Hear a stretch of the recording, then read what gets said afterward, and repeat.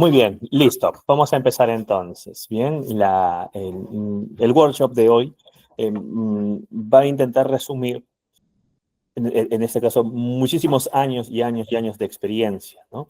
Dentro de lo que es la especialidad de psicología y como profesional ya llevo 14 años, ¿bien? Y dentro de lo que es esta especialidad y este mundo de la psiconcología, llevo ya desde el 2017, ya con este año van a ser 8 años, dedicándome casi exclusivamente en el acompañamiento y soporte socioemocional a tanto pacientes oncológicos, profesionales de la salud. Y de hecho, uno de los roles del psicooncólogo no solamente es el trabajo asistencial que acabo de mencionar, sino también es la docencia y la investigación, que es justamente lo que estamos haciendo en este momento, ¿no? El poder brindarle información, compartir lo que es la especialidad de la psicooncología y que también en ustedes quede ese interés de poder seguir profundizando en la misma, a través de cursos, a través de especialidades, a través de estos propios workshops para poder iniciarse dentro de lo que es la psicooncología. Y como le decía, hoy día vamos a tratar de resumir algunas herramientas prácticas para la intervención en estos pacientes oncológicos. Si bien es cierto, no lo vamos a profundizar porque eso será motivo ya de repente de un curso de especialización, ¿no? O de repente de algunas sesiones más que esta. Voy a intentar generar un resumen y de esta manera también generar en ustedes un interés. Que quien les habla es el psicólogo Eduardo Moras Rosado. Yo soy psicólogo clínico y de la salud. Actualmente, y gracias justamente al esfuerzo, al empeño que el Comité de Psiconcología y de Cuidados Paliativos del Colegio de Psicólogos del Perú, de la sede nacional, de los cuales justamente fui miembro durante los años anteriores, pudimos y a través, pues, ¿no? También de la gestión con distintas universidades se pudo generar una segunda especialidad. La primera promoción de una segunda especialidad de psiconcología y de cuidados paliativos va a salir justamente el próximo año, de la cual voy a formar parte también, ¿no? Y esto se los comento porque si bien es cierto, llevo, así como muchos profesionales, incluso con mayor experiencia que yo en cuanto a tiempo, ¿bien? Venimos desarrollando lo que son los roles del psicooncólogo desde hace muchísimos años atrás, pero recién a partir del próximo año, pues finalizando lo que es esta segunda especialidad, podremos tener el Registro Nacional de Especialistas, ¿no? Que es una garantía en este caso, de poder ser especialistas de psiconcología y de cuidados paliativos, ¿no?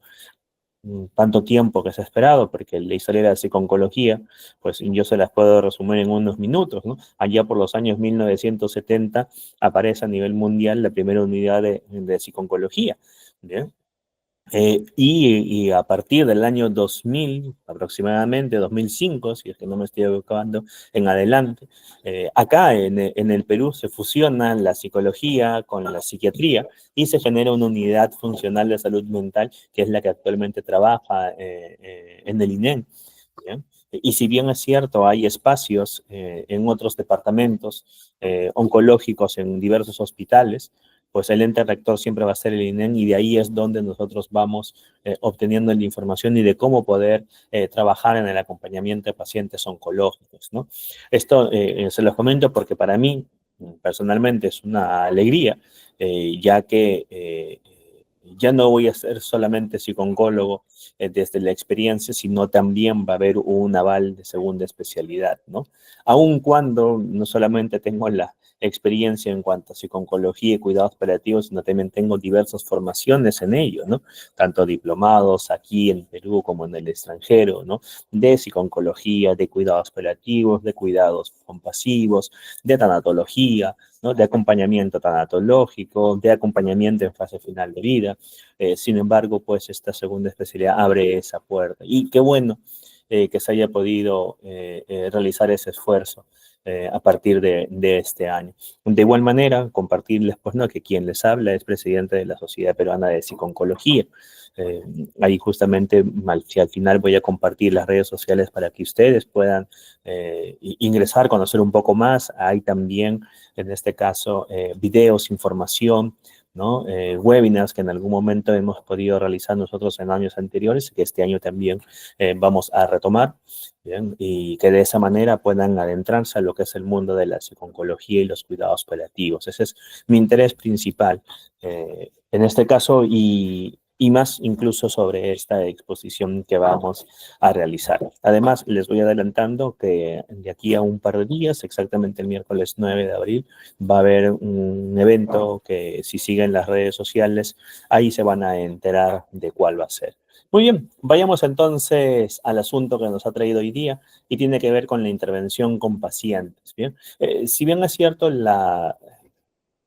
lo que voy a compartir ahora son diversos modelos y resumen de estos. ¿Bien? No solamente se ajusta la intervención con pacientes, sino también, en este caso, también con la familia y con los profesionales de la salud, ¿correcto? Y hacia el final voy a hacer algo nivel general sobre la intervención y algunas estrategias que podemos nosotros utilizar dentro del acompañamiento a pacientes y familiares. Muy bien, vamos entonces a la sesión de ahora. Intervención con pacientes. Vamos a hablar sobre tres modelos rápidamente. Bien, lo primero es poder hablar sobre el modelo conductual, segundo sobre el modelo cognitivo, bien, y algunas herramientas de cada uno de ellos, y lo tercero, vamos a hablar sobre el modelo del concept. ¿Sí? De los tres que acabo yo de comentar, el que más utilizo de manera personal, ¿bien? También a través de la formación que tengo, y en este caso, por ser una herramienta muy práctica en temas de hospitalización, incluso de consulta externa o de consulta privada, ¿bien? Es el concept. Bien, sin embargo, las técnicas que vamos a ver de terapia conductual y de terapia cognitivo-conductual también se pueden utilizar y favorecen científica sobre ello. Por otro lado, acá nos vamos a fijar en las más conocidas y la que mayor demanda tienen. Sin embargo, hay diversas intervenciones, diversos modelos que también nosotros podemos adaptar y que es más en la actualidad y en estos últimos años han tenido mucha referencia bibliográfica sobre el impacto que tienen sobre, en este caso, la enfermedad del cáncer. Y es más, incluso utilizando los modelos y las técnicas a tipos de cáncer, ¿no? Porque el cáncer es la enfermedad como tal, pero hay cáncer al colon, hay cáncer al estómago, hay cáncer al páncreas, al hígado, hay cáncer a la tiroides, hay cáncer de mama, hay cáncer de ovarios, hay cáncer de cervix, leucemias, linfomas, ¿no? Hay una multitud de tipos de cáncer, ¿no? Y la intervención, desde ya voy compartiendo y adelantando, no es la misma cuando hablamos de pacientes que tienen cáncer de mama o pacientes que tienen un tumor a nivel cerebral, o que tienen un osteosarcoma, ¿no? Y que en este caso peligra o es muy probable que se le vaya a amputar una pierna, por ejemplo. ¿Correcto? O en este caso un cáncer de cuello uterino que al final se le va a practicar una histerectomía total o radical a la paciente, ¿no? Y se encuentra en un periodo fértil, ¿no? Y uno de sus metas u objetivos es justamente poder ser mamá, ¿no? Convertirse en mamá o formar una familia, por ejemplo. Bien, entonces eso va a ir variando. De igual manera va a variar el tópico cuando nosotros hablemos del proceso de la enfermedad del cáncer. Es decir, la intervención que nosotros vamos a realizar se va a ajustar en qué momento de la enfermedad se encuentra el paciente. Si es en la fase de prediagnóstico, de diagnóstico, de tratamiento, de recidiva, de remisión de los síntomas, de supervivencia o en una fase final de vida. Bien, entonces, intentar resumir todo eso en un solo momento, pues bastante complejo, pero voy a dar unos alcances a nivel general y que eso, como les digo, les motive a que ustedes puedan adentrarse a lo que es esta especialidad de psiconcología. Entonces, dentro de las intervenciones que vamos a mencionar rápidamente, debemos de tener en consideración que no son intervenciones que salen bajo mi manga, ¿no? O que a mí se me ocurre que, o que yo pienso que van a funcionar mejor, ¿no? Sino que hay evidencia científica y se basa, pues, ¿no? En un enfoque teórico. Correcto. Entonces vamos a empezar que dentro de los marcos teóricos que más se han aplicado, bien, en la atención del paciente oncológico y familiares, en las diferentes etapas y en los diferentes escenarios paliativos y teniendo en consideración el tipo de cáncer que manifiesta o que se le ha diagnosticado al paciente, se encuentra en la terapia cognitivo-conductual, que combina una serie de estrategias de corte cognitivo, como la identificación, modificación de pensamientos disfuncionales, distorsiones cognitivas, creencias nucleares, digamos, el nombre y apellido que tú le quieres colocar de acuerdo al enfoque que tú puedes estar llevando, ¿no? La terapia cognitiva de Beck, la terapia racional emotiva de Albert Ellis, etc. Bien, respecto a la enfermedad y también su tratamiento. Y esto también es muy importante, porque no solamente es la enfermedad una preocupación que puede tener el paciente, sino también incluso el propio tratamiento, algo que lo puede acercar a la supervivencia, ¿no? ¿Y por qué debería de preocuparme? Porque muchos de los tratamientos en la actualidad aún siguen siendo invasivos, aún siguen teniendo efectos colaterales o efectos secundarios que son muy intensos, que son muy fuertes y que en ocasiones van a generar cambios a nivel físico en la persona y también pues cambios a nivel emocional, ¿no? Y de hecho también dentro de este rigor científico se tienen también las estrategias de corte conductual, ¿no? Como el diseño y ejecución de un plan de activación diario y la distracción conductual, por ejemplo, ¿no? Que inciden de manera directiva y rápida en la atención de las necesidades del paciente y su familia. Este es un punto a favor que tiene la intervención cognitiva conductual o la intervención conductual en este caso propiamente dicha, ¿no? Porque el trabajo se ajusta a la necesidad del paciente, entendiendo que la intervención en el paciente debe de ser rápida, debe de ser directiva, debe de ser resolutiva, ¿bien? Con la finalidad de poder tener el objetivo principal, que es que nuestro paciente se adhiera al tratamiento. Y para esto yo digo que tiene que ser rápida y directiva porque al fin y al cabo nuestro paciente no puede tomarse 6 meses, un año en tomar una decisión de el tratamiento que me están ofreciendo si es que voy a autorizar para poder, en este caso, aplicármelo, ¿no? Una cirugía, por ejemplo, ¿no? Una cirugía oncológica, o la quimioterapia o la radioterapia, ¿no? Entonces, este es muy importante porque ese acompañamiento va a hacer de que el paciente pueda tomar decisiones en base a sus valores, a sus intereses, a sus creencias, ¿no? Pero también sería importante poder acompañarlo porque van a haber creencias que pueden ser de tipo disfuncional, ¿no? Y que al final, más que acercarlo, lo terminan alejando de esa adherencia. ¿Correcto? Ahí viene el detalle. Muy bien, vamos entonces a lo segundo. La psicoeducación, por ejemplo, es fundamental, pero para poder yo utilizar esta herramienta muy importante dentro del acompañamiento oncológico, entendiendo que es una herramienta, una estrategia de enseñanza, aprendizaje para la salud, ¿qué es lo que necesito? Yo primero conocer o saber. Debo de conocer y saber sobre lo que es la oncología médica, sobre lo que es el cáncer, los tipos de cáncer, los estadios del cáncer, los procedimientos, los tratamientos, los propios tratamientos. Ahora, no vamos a pretender poder resumir o poder estudiar todo lo que un médico más su especialidad, su residentado en oncología médica, le ha tomado para poder comprender y entender más las especialidades o subespecialidades, ¿no? Porque un médico oncólogo no es un médico oncólogo en general, ¿no? Hay un médico oncólogo de partes blandas, de cabeza y cuello, de gastro, de neuro, entonces hay una cantidad de especialidades o subespecialidades dentro de la oncología médica, ¿no? Entonces tampoco pretendemos nosotros poder conocer todo eso y que eso nos tome, pues, ¿no? Unos meses o unos años incluso, ¿sí? Pero hay un mínimo de información que nosotros necesitamos conocer para poder utilizar esta estrategia. Este es básico y muy importante. Entonces, lo primero, en cuanto al perfil de la parte técnica de un psicooncólogo o de una psicooncóloga, es que la psicooncología se nutre de especialidades como la oncología médica y sus subespecialidades, los cuidados paliativos y la psicología clínica.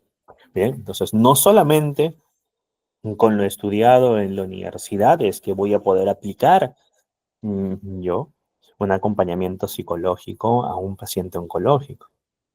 Bien, entonces, desde aquí ya nos vamos dando cuenta que hay un perfil para la persona que va a acompañar a un paciente oncológico.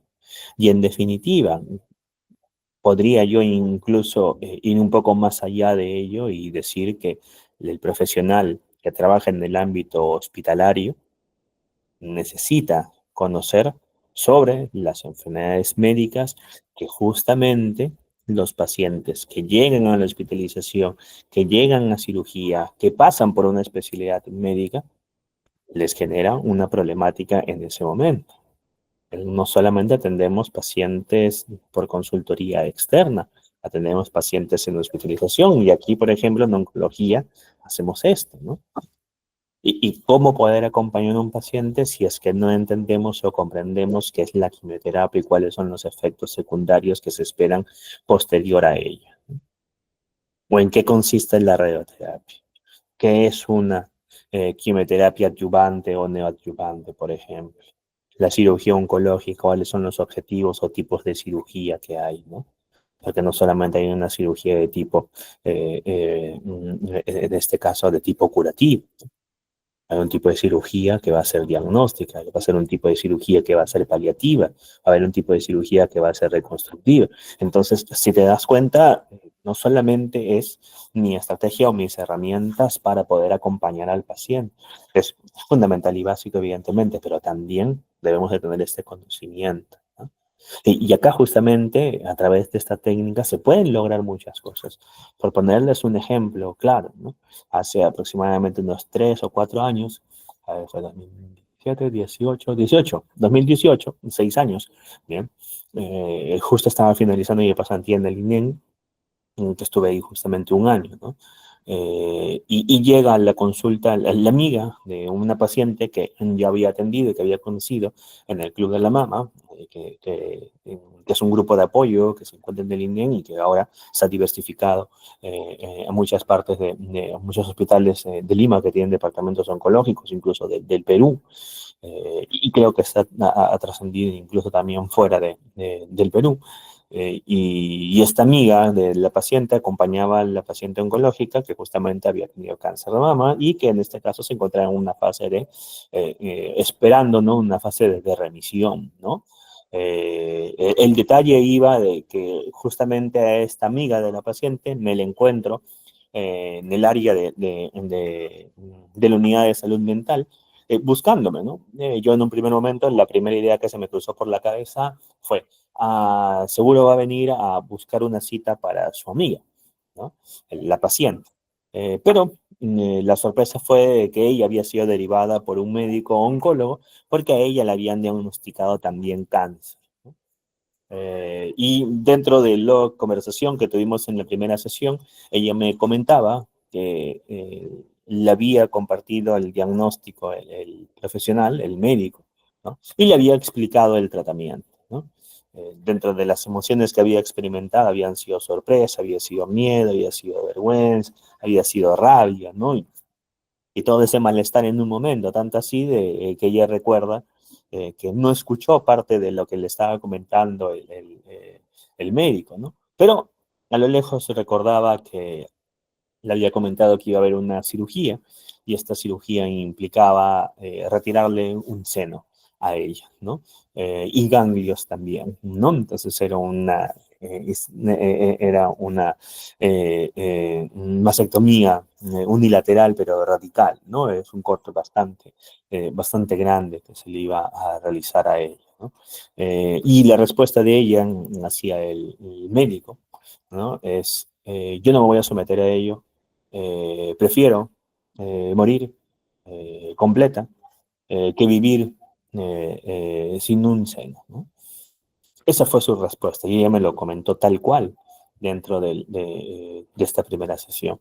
Pues fui explorando las emociones de ella, fui acompañándola en ello, hacia el final y como una pequeña tarea, venía ella a colocar en un cuaderno alguna de las preguntas que se le ocurriría poder compartírselas al médico oncólogo en su sesión, ¿no?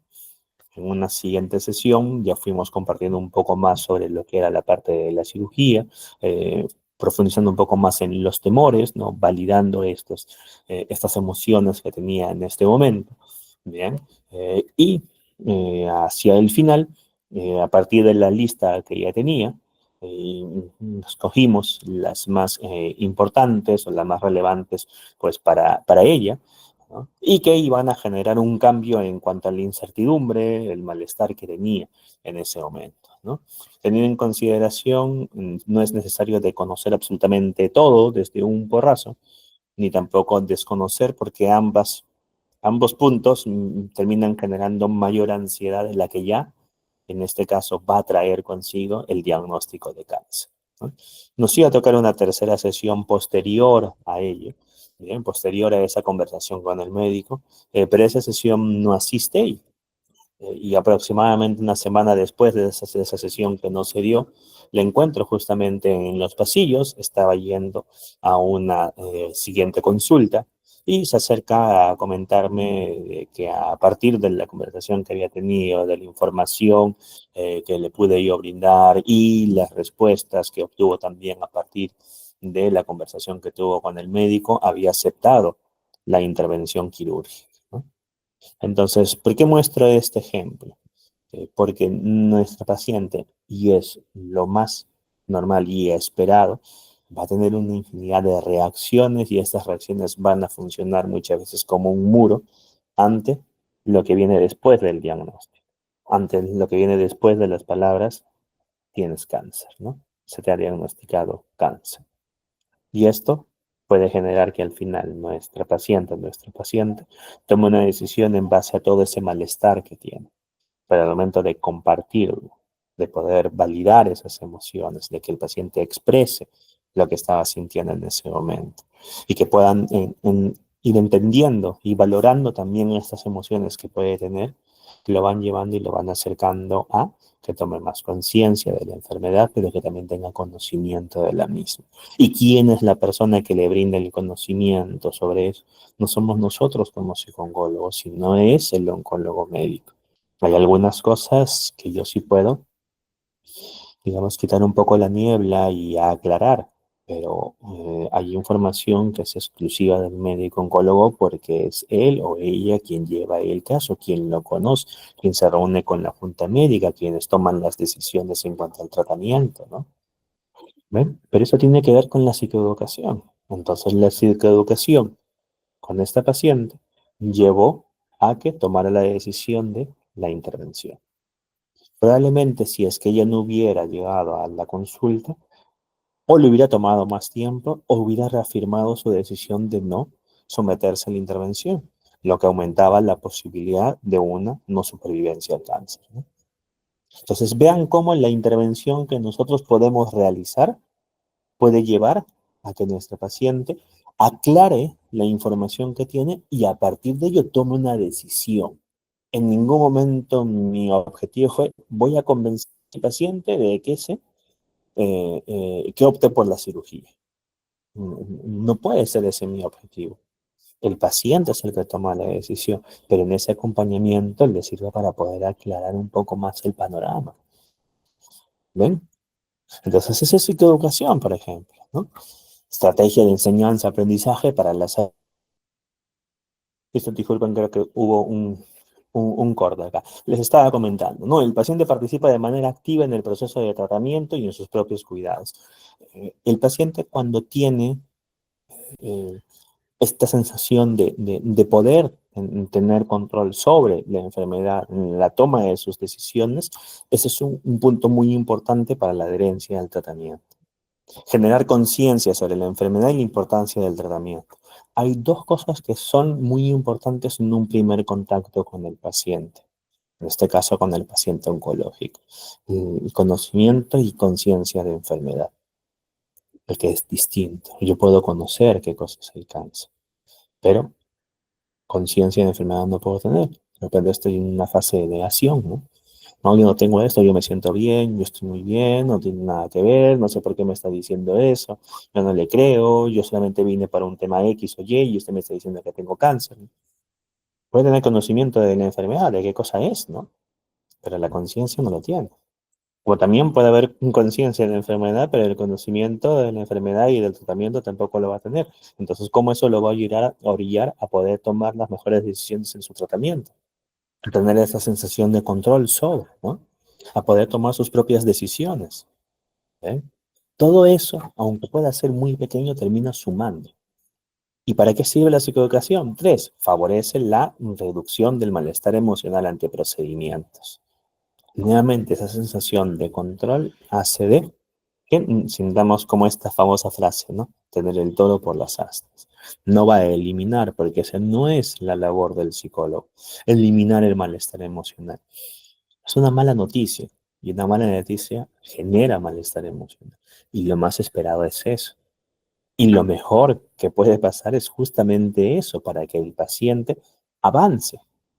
Pero a veces los pacientes, no solamente oncológicos, sino los pacientes que llegan a psicología, su objetivo que pueden tener en la cabeza es deseo dejar de sentir X o Y.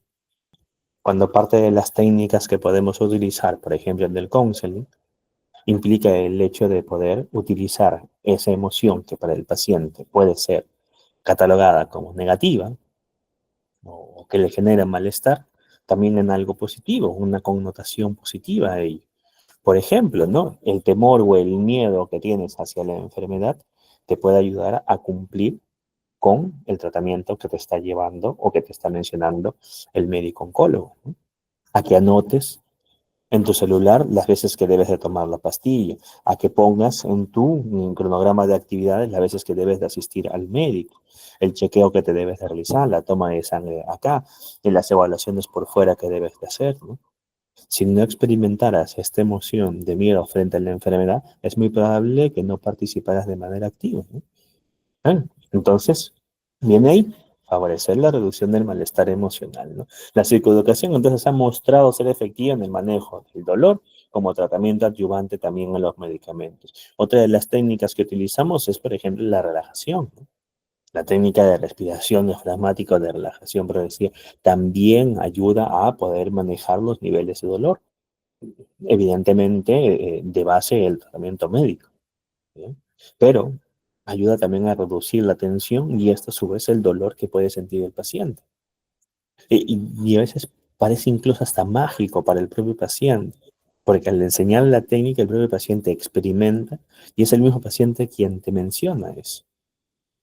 Tenía un paciente en cuidados paliativos, que justamente al momento de llegar en la primera sesión que tuvo en consultorio externo,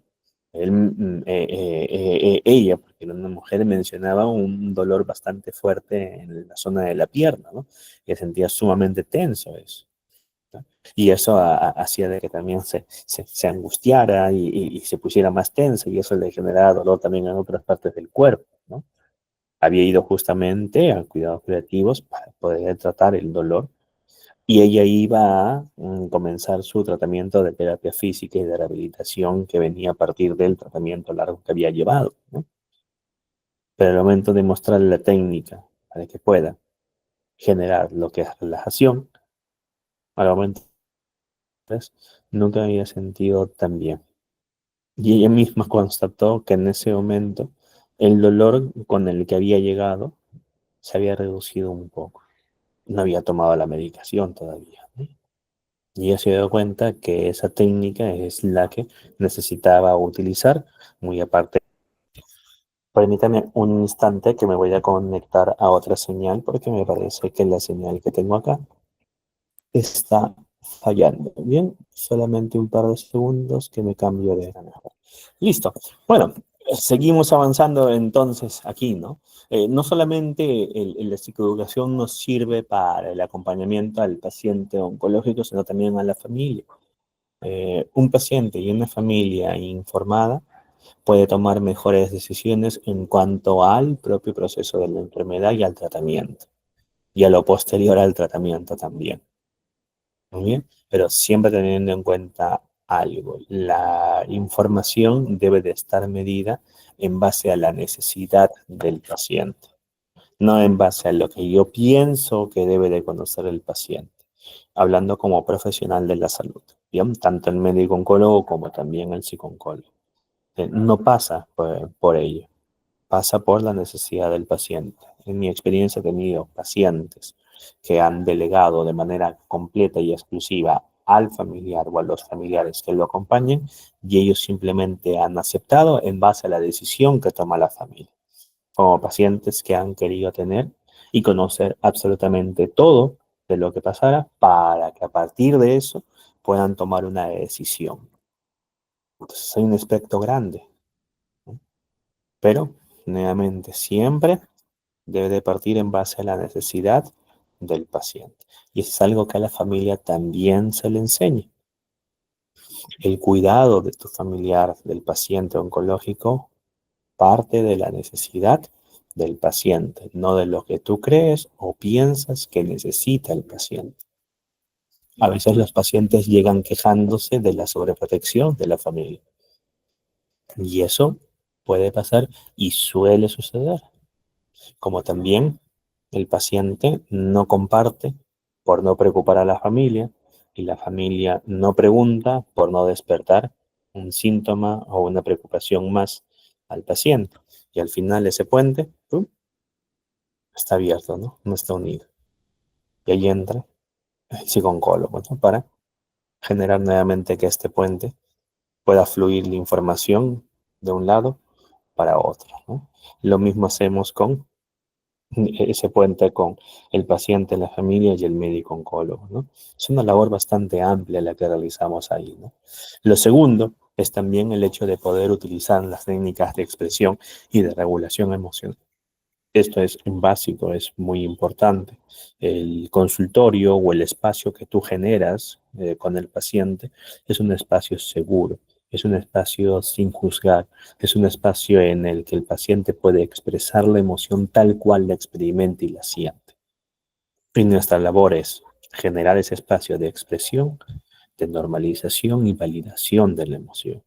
Cuando hablamos de validación, no implica estar de acuerdo con la forma en la cual el paciente puede estar experimentando lo que puede estar haciendo para poder expresar esa emoción. Por ejemplo, una persona puede sentir muchísima tristeza y lo que quiere es dejar el tratamiento porque ya no lo soporta, porque no quiere el tratamiento porque se siente muy triste, se siente ansioso, piensa de que no va a funcionar y lo quiere dejar por completo. Entonces el miedo, la ansiedad, la incertidumbre es válido frente a lo que tiene que enfrentar. Pero eso no implica estar de acuerdo. Perfecto, está muy bien, deja el tratamiento. No te preocupes. Continúa adelante, haz de tu vida y sigue aprovechándolo, ¿no? El tratamiento puede esperar. No, no, nuevamente, la validación no implica el aceptar o estar de acuerdo con eso. El validar tienen la intención primero de poder empatizar, es decir, puedo entender y puedo comprender el motivo por el cual te puedes estar sintiendo así. Es muy probable que incluso en tu lugar ya estaría experimentando una sensación similar o parecida a ello. Sin embargo, veamos si es que esta es la mejor opción para poder hacer frente a ello. ¿Correcto? Entonces ahí viene la distancia, ¿no? ¿Cuáles son las emociones que regularmente aparecen en un paciente al momento de iniciar, al momento de tener una noticia, ¿no? Una mala noticia como el cáncer? Normalmente la incertidumbre, la ansiedad, la angustia son las que se elevan, ¿no? El miedo, ¿no? ¿Qué pasará? En tratamiento, posterior al tratamiento, la ansiedad baja porque ya hay un conocimiento del mismo, pero comienzan los síntomas depresivos a aumentar, ¿no? ¿Y ahora qué va a pasar, no? Estos cambios físicos que están apareciendo, mi estado de ánimo decae, ¿no? Ya cómo me reinsertaré a las actividades diarias, podré recuperar estas, ¿no? Estaré esperando mi trabajo, podré desempeñar lo que hacía antes, tendré que dejar de hacer cosas, mi sentido de vida, ¿no? Los objetivos que tenía, los podré realizar, quedarán en stand-by. ¿Durante cuánto tiempo, no? ¿Será sencillo volver a establecer una comunicación, un enlace, a socializar con las personas que ya conocí en un momento, pero que por la enfermedad pudieron estar distantes o lejanas a mí, ¿no? Llegaré y me preguntarán de mi enfermedad, ¿cómo podré hacer frente a eso? A las preguntas que se pueden dar, ¿no? Yo no tengo cabello, yo no tengo un seno, me han amputado un brazo, ¿bien? Los síntomas de tristeza y de depresión aumentan, ¿no? Entonces, acá se da justamente el espacio para poder expresar esa emoción, regular la emoción, ¿no? Y aquí, evidentemente, pues, la identificación y entrenamiento para la expresión efectiva de las emociones constituye un área de intervención del profesional de la psicología, ¿no? ¿Por qué? Porque si al final se llegan a atender, el bienestar percibido del paciente y de la familia se incrementa. ¿Y esto qué hace? Que el paciente pueda experimentar mejor calidad de vida. Y esto a su vez refuerza la idea de que el tratamiento es lo más adecuado para el paciente, por más complejo que vaya a ser incluso el camino, ¿no? Por otro lado, también hay que tener en consideración las técnicas de relajación que yo les comentaba, ¿no? Pero hay que tener en cuenta en qué momento, con qué tipo de pacientes también nosotros las podemos realizar, ¿no? Pero pacientes que pueden estar experimentando dolor, la técnica de relajación de respiración la voy a poder realizar, ¿no? Pacientes que están experimentando de repente distrés emocional, también va a ser muy importante, ¿no? Porque va a reducir la intensidad del síntoma, la duración de los síntomas, incluso va a poder generar un mayor control sobre lo que pueden ser síntomas no solamente de dolor, sino también como las náuseas o los vómitos, ¿no? O la ansiedad que puede estar asociada a la disnea, ¿no? Esta dificultad para poder respirar, para poder obtener oxígeno. Y es una técnica que en este caso la puedes realizar o la puedes aplicar acompañando a un paciente no solamente en la consulta externa, sino también en la propia hospitalización. Pacientes que han, en este caso, por contar un caso en específico, ¿no? Una paciente que no llegó a ser atendida en hospitalización y que luego a través de una interconsulta se acude a atenderla porque al momento de llevarla a una cirugía, ¿bien? Al momento de trasladarla hacia el quirófano comenzó a experimentar un ataque de pánico, lo cual hizo de que no se pudiera operar ese día, ¿no? Y que se cancelara la operación de la paciente. Y que a partir del acompañamiento que se le hizo, del entrenamiento en la técnica y de la práctica que pudo hacer, pues días después se le reprogramó y pudo pasar al quirófano, ¿no? No quiere decir de que no experimentó ansiedad o angustia, pero estaba más controlada, ¿no? Y tenía ya una o algunas herramientas para hacer frente a esa situación y poder manejar su emoción, ¿no? Entonces, ¿cómo una pequeña intervención puede ayudar a esa adherencia al tratamiento? Que lo que quiere la paciente o el paciente, ¿no? Justamente es hacer frente a la enfermedad de cáncer. Cada aspecto termina sumando aquí. Por otro lado, también las técnicas cognitivas se pueden utilizar en el ámbito oncológico y también dentro de lo que son los cuidados paliativos con los pacientes, ¿no? Por ejemplo, la terapia de solución de problemas, ¿no? Que se enfoca en poder ayudar a los pacientes y sus familiares a desarrollar habilidades para la identificación de problemas y la elaboración de posibles soluciones. Nuevamente, esto dentro del marco de los intereses, creencias, valores que tiene nuestro paciente. No es desde lo que yo pienso que es lo mejor, porque la decisión la estaría tomando desde mis propios valores, pero no estoy considerando los de mi paciente. Asimismo, no es que va a venir un paciente que calce exactamente con los principios, la ética, la moral, los valores, mis intereses, los objetivos y mi sentido de vida. No, eso no va a pasar. Por eso siempre mi punto de referencia es mi paciente. ¿Bien? Entonces, las intervenciones basadas en la solución de problemas frecuentemente están dirigidas también a los cuidadores primarios, ¿no? Ya que requieren condiciones cognitivas específicas. Por esta razón, Su uso para algunos pacientes paliativos dependerá también de las condiciones físicas y mentales, ¿no? Yo no puedo realizar una intervención cognitiva a un paciente que se encuentra en últimos días de vida, por ejemplo, ¿no? En los cuales va a haber probablemente presencia incluso de delirios, ¿no? O un paciente que está cognitivamente deteriorado, ¿no? O un paciente que no se encuentra lote, ¿no? Orientado ni en tiempo, espacio, en persona, en lugar, ¿no? Entonces, evidentemente hay una evaluación previa de tamizaje también para poder yo escoger de qué manera voy a acompañar a mi paciente. Y es por eso que en el ámbito de hospitalización, en una unidad oncológica y en general, un profesional hospitalario, bien, un psicólogo clínico, un psicólogo de la salud, es importante que pueda manejar diversas estrategias de diversos modelos, no solamente uno solo, ¿no? Porque yo no voy a estar haciendo que el paciente se adapte al modelo o a la técnica, ¿no? Funciona al revés, ¿no? Funciona al revés. Muy bien. Entonces, esto nos va ayudando a entender que tanto a nivel de terapia cognitiva conductual, de terapia conductual, hay ciertas técnicas, estrategias que podemos utilizar y que serían pilares que necesito poder aprender para poder realizar lo que es un acompañamiento a pacientes y a familias, ¿no? Por otro lado, yo una de las herramientas que, como le digo de manera personal, utilizo, con la que intervengo más en este ámbito y también porque es bastante práctica, es el counseling, ¿no? Y el counseling ya tiene muchísimo tiempo el respaldo de la OMS para el trabajo justamente de cambios de comportamiento, pero también para poder generar prevención de estos comportamientos inadecuados o de, en este caso, que nuestro paciente se aleje del tratamiento y de lo que viene posterior a ello. Sí, es una práctica que es muy recomendada en diversos países, acá en el Perú también, justamente por la OMS, ¿no?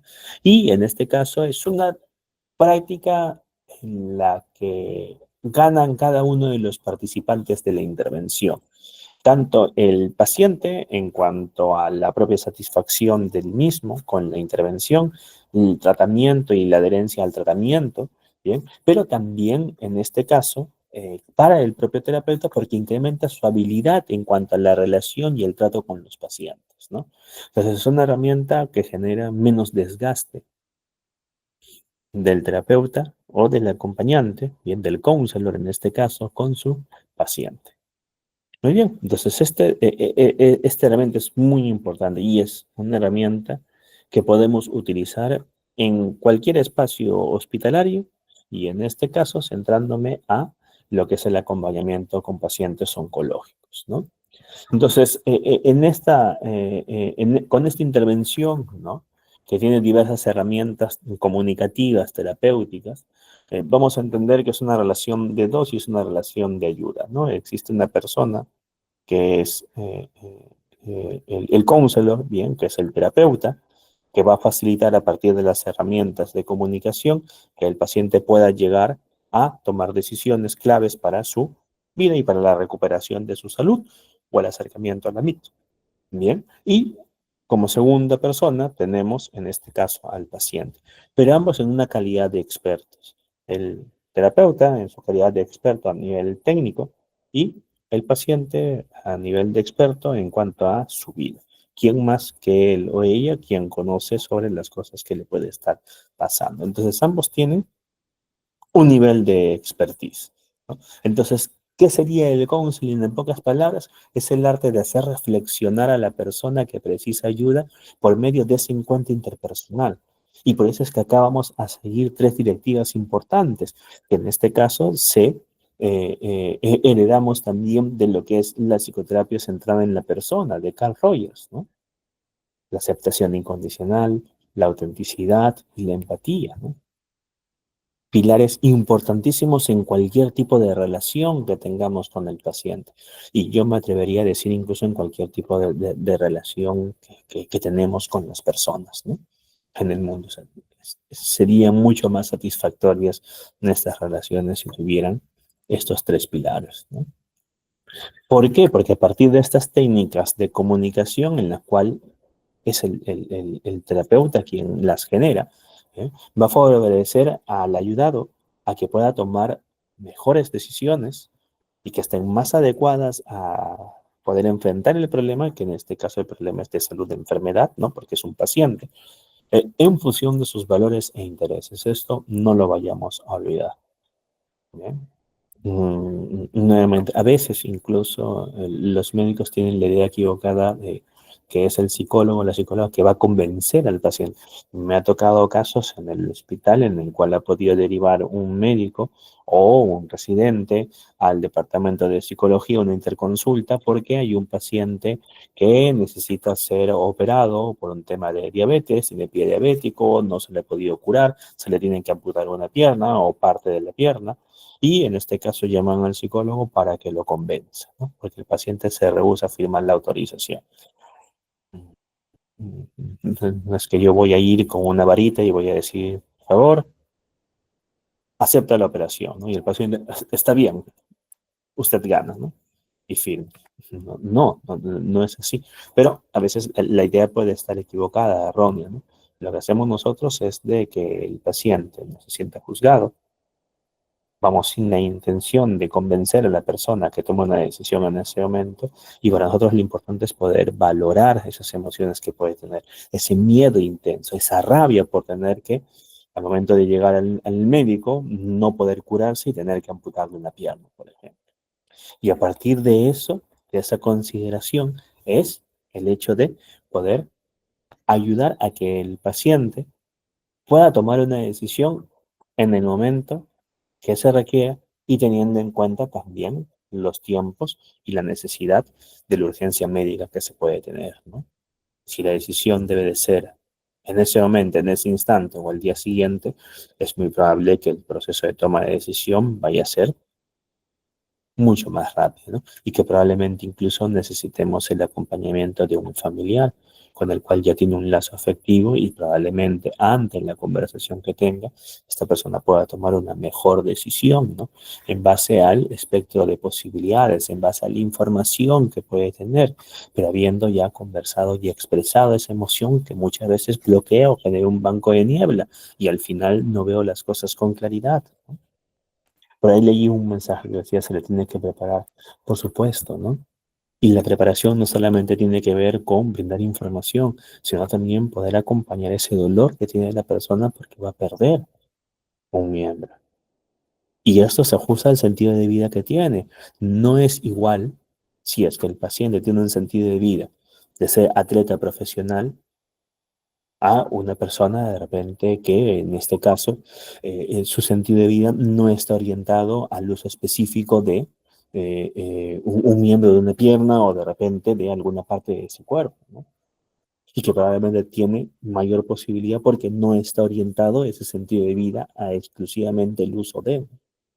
Tenía un paciente que tenía toda la intención, sumamente joven, 15, 16 años, de ser atleta, de representar a su región, que ya le estaba logrando, y representar en un momento al país, ¿no? En atletismo. Se le, se le diagnosticó un osteosarcoma a nivel de tobillo y tuvieron que amputarle de la rodilla hacia abajo su pierna izquierda, ¿no? Es muy probable que la afectación para esta persona sea mucho más grande, ¿no? No significa que el otro no vaya a experimentar malestar, ¿no? Ah, como lo tuyo es, no sé, pues, ¿no? Programador de computación y vas a estar sentado, pues no necesitas... No, tampoco es dejar de lado eso, ¿no? Pero acá estamos nosotros viendo el sentido de vida de la persona, ¿no? Y para este paciente su vida era el atletismo, su vida era correr, y todo lo había planteado en base a ello, ¿no? Y la rabia que tenía porque no fumaba, no tomaba, tenía una alimentación adecuada, practicaba deporte y aún así tuvo cáncer, ¿no? Y su gran pregunta era, ¿por qué a mí? ¿Qué hice mal, no? Bien, esto con respecto a la parte cognitiva, ¿no? A la parte cognitiva y en este caso a partir del counseling lo que podemos nosotros trabajar en base a valores y también intereses, ¿no? Y es evidente que a través de este ejemplo lo vamos a poder entender nosotros lo que es el counseling, ¿no?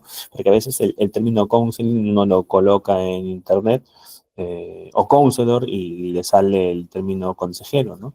Y muchas veces pensamos que el consejero es una persona que va y te dice lo que tienes que hacer, te da un consejo y tú lo tienes que cumplir o aplicar, ¿no?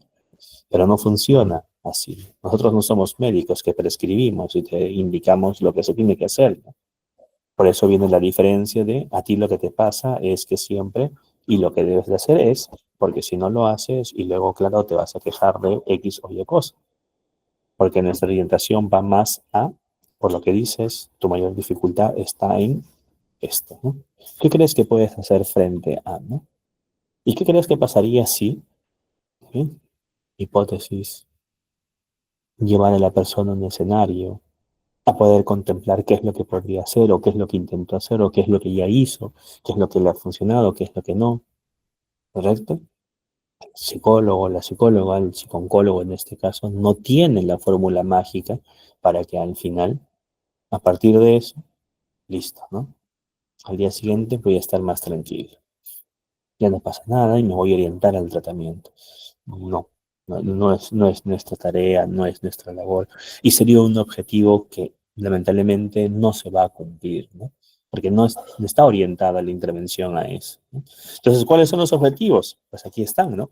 Disminuir el sufrimiento de los pacientes y de las familias, ayudarlo a adaptarse a la realidad de que vive el paciente en ese momento, que es la enfermedad, el tratamiento, promover los cambios necesarios para poder generar actitudes más adaptativas, más resilientes respecto a los problemas concretos que pueden haber, aumentar el grado de satisfacción de todos los implicados, o sea, de los médicos, oncólogos, del paciente, de la familia, del psicooncólogo, y, como les decía, disminuir el coste emocional para los profesionales, regulando saludablemente el grado de implicación emocional con el sufrimiento ajeno.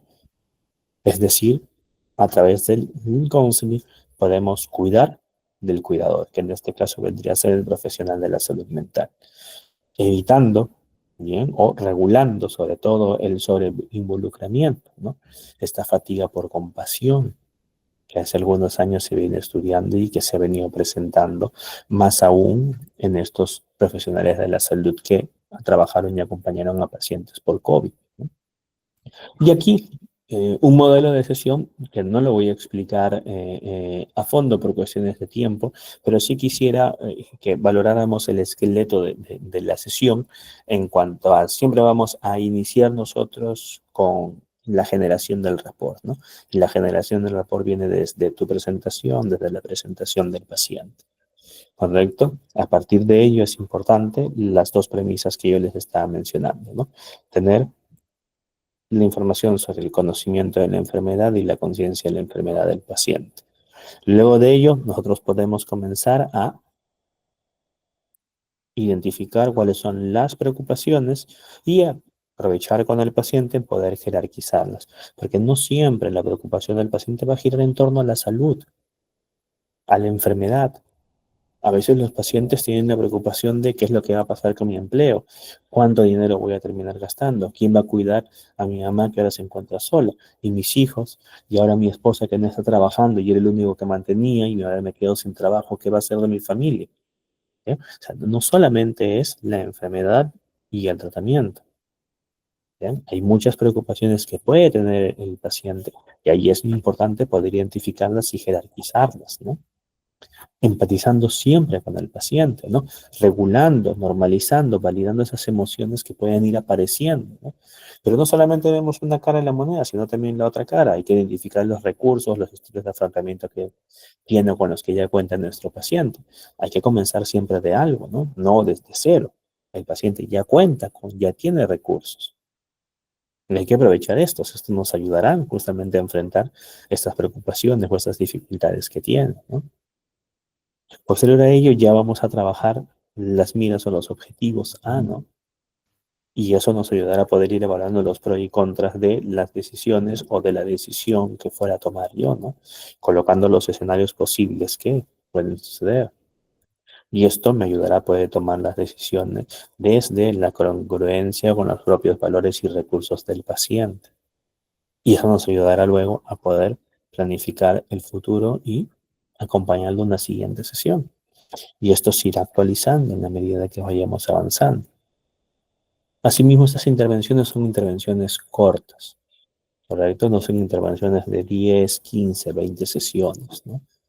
Normalmente las intervenciones con los pacientes van a ser 2, 3, 4, a veces una, incluso la preparación frente a la cirugía oncológica, como en el caso de la paciente que les mencionaba, ¿no?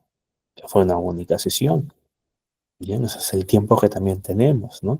Más aún si es que estamos trabajando con pacientes en fase final de vida, ¿no? Que son pacientes que probablemente los acompañemos 2 sesiones y que a la tercera sesión no asistan porque el paciente falleció.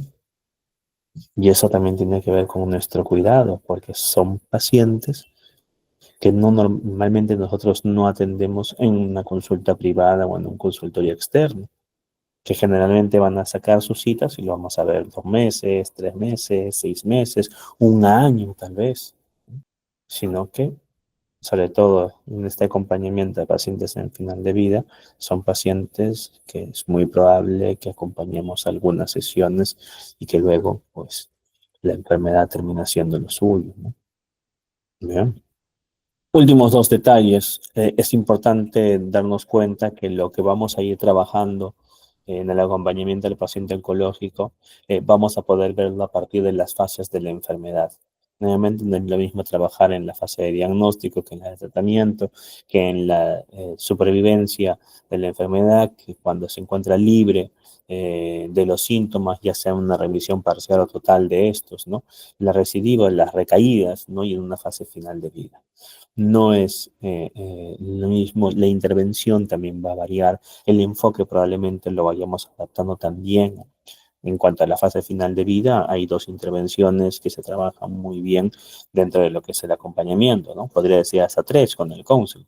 Está la terapia de la dignidad, que tiene mucha evidencia científica también para el acompañamiento a pacientes en fase final de vida. También tenemos lo que es el acompañamiento con el counseling, ¿no?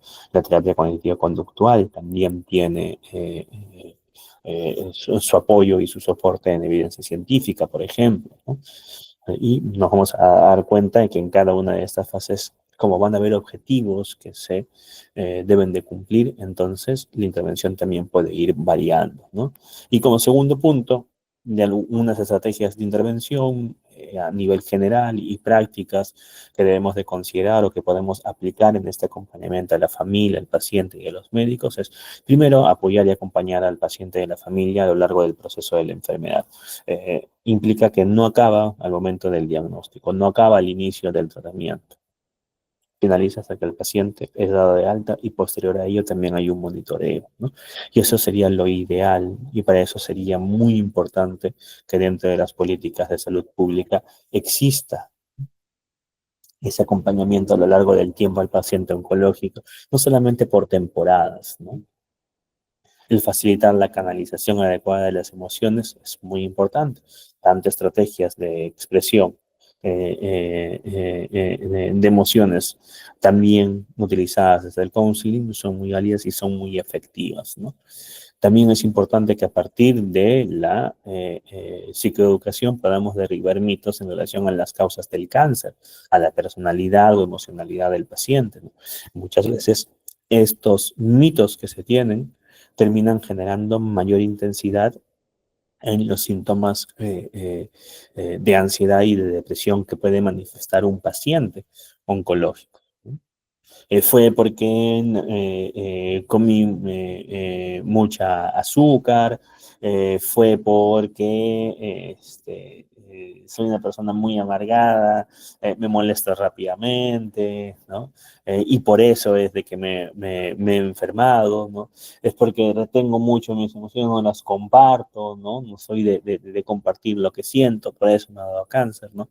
Eh, Será importante poder ir derribando también esos mitos que hacen daño, bien, que hacen daño, ¿eh? De igual manera, facilitar la significación de la enfermedad, ¿no? Para encontrar un sentido personal a esta. Y eso implica un proceso también, ¿no? Cambiar ese por qué y en algún momento que se convierta para qué, ¿no? Y es complejo a un inicio, ¿no? Y tampoco es que vamos a forzar a que se dé ello. Pero en ese acompañamiento, ese por qué se convertía en ese para qué, ¿no? Y el para qué implica más acción, ¿no? De igual manera, ¿no? Fomentar en lo posible que el paciente se mantenga activo.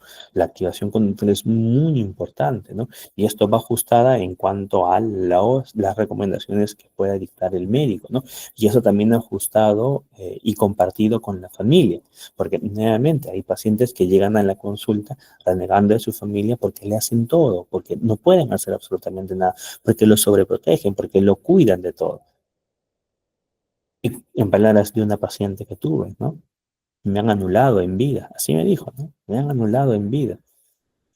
Y estoy muy feliz por la atención que me han dado, por ese soporte, por ese acompañamiento. Siempre han estado conmigo, pero ahora siguen sin despegarse, me hacen todo, necesito algo, me prenden la tele, me suben el volumen, voy al baño y hay alguien que está ahí. Entonces, ¿en qué momento voy a comenzar a recuperar mi vida, ¿no? No hay ninguna indicación del médico, ¿no? Sobre esto. Pero ellos han tomado mucho el papel de cuidadores, ¿no? Y veamos el otro lado, qué tan cansados o extenuados o abrumados deben de estar ellos también con el cuidado que han podido mantener durante meses a esta paciente, ¿no? ¿Eh?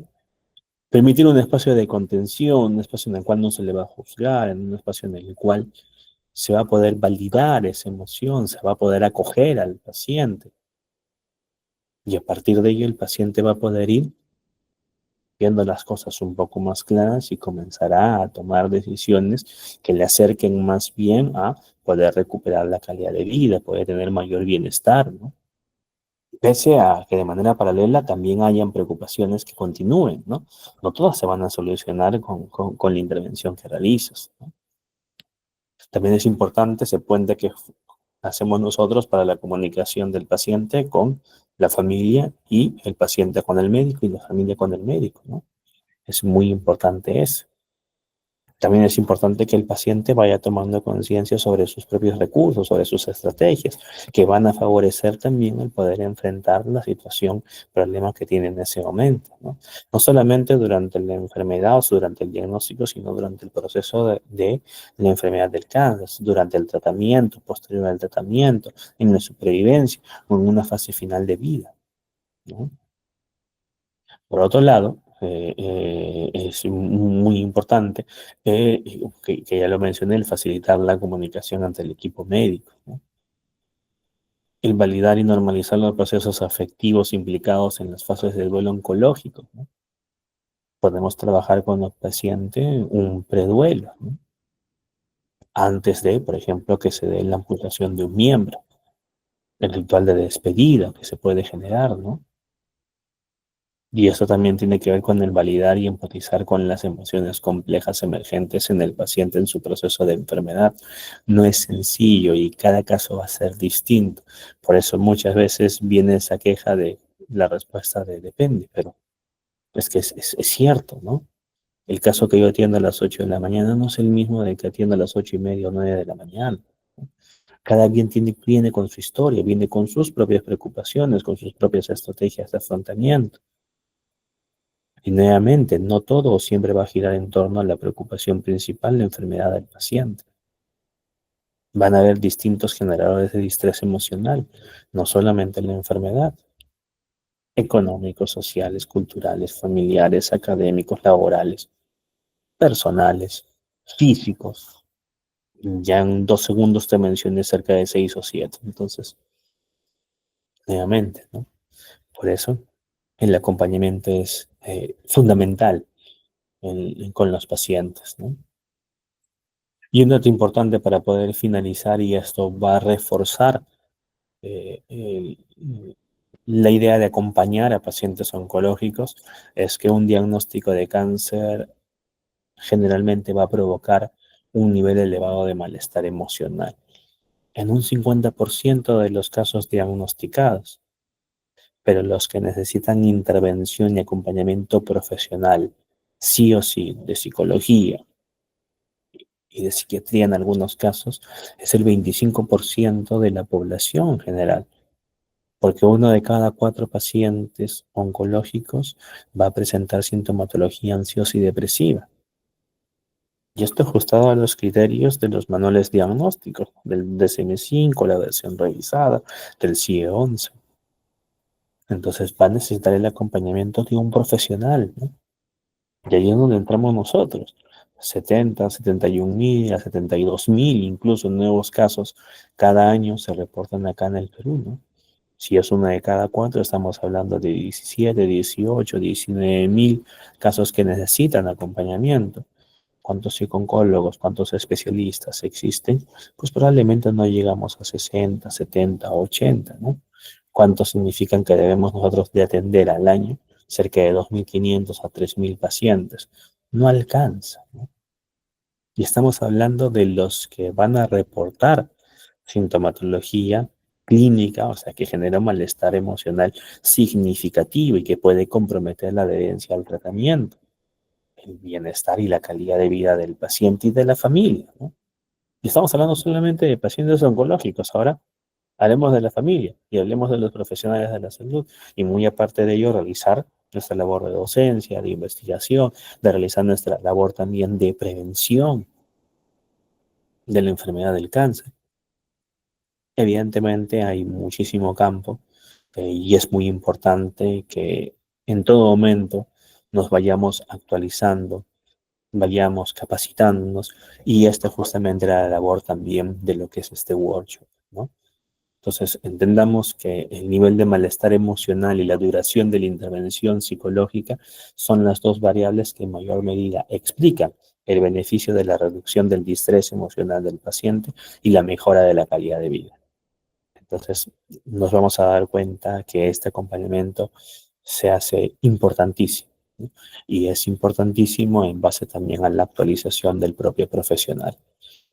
Quería finalizar dando este mensaje, de igual manera compartiendo dentro de la diapositiva las referencias bibliográficas que se han podido tomar para realizar la misma, y compartirles también, pues, no que a través de las redes sociales de la Sociedad Peruana de Psico-Oncología, que yo presido en esta junta directiva del 2024 al 2026, el próximo año vamos a cumplir 20 años de presencia. Bien, y se van a venir varias cosas también de acá a un par de días, y si es que ingresan a la página, se van a dar cuenta de que hay un evento que vamos a realizar por un día importante que ya se les comentará ya en un par de días también. Así que dejo aquí las redes sociales para que alguno pueda ingresar y obtener mayor información por ese medio.